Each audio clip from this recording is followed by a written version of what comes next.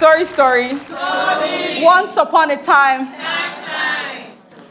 You see, I and my father, we were 5 and 6. No, not inseparable, but always at odds. Even in the minutest of things, we were 5 and 6. And we never could see eye to eye because he believed I was naive and myopic.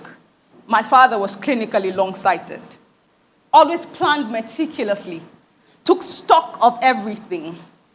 So when he asked what I wanted to be, my que sera response wasn't good enough for him. I called it being artistic when against his wishes I shunned journalism to study English. I know, the lunacy.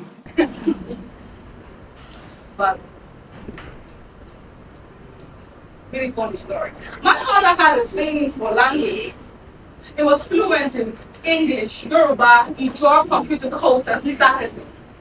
But he was also a math genius, worried about the uncertainty of my future. Afraid that I wouldn't amount to anything because logically and hoping. Isn't that what the problem is? Logic. Treat life like basic mathematics.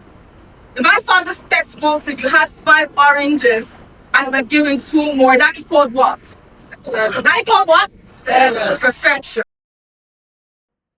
This oversimplification, that all it took was a set of rules to become the highest common factor, the numero uno, and not the denominator. That I had to follow a theory to attain trajectory, because distance would always equal speed multiplied by time.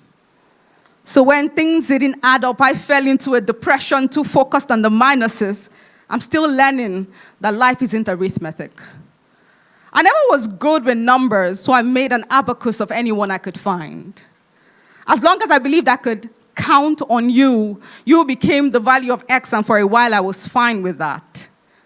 But like every good story, life grows complicated.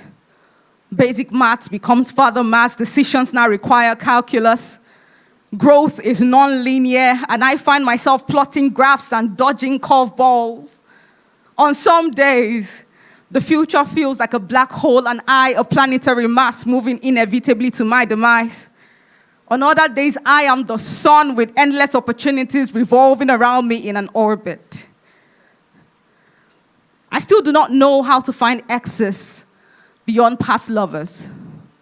But where there is a will, there is a way. And though my father considered me a lost cause, I am a woman of letters, so I have my way with words. See, I no longer sit idly, wondering where life takes me. I seize the steering wheel. And let me tell you, I am a very, very terrible driver. Running red lights, hitting the brakes a little late, but that's fine. Because if there's something I learned from my late dad, it's that no one makes it out of life alive.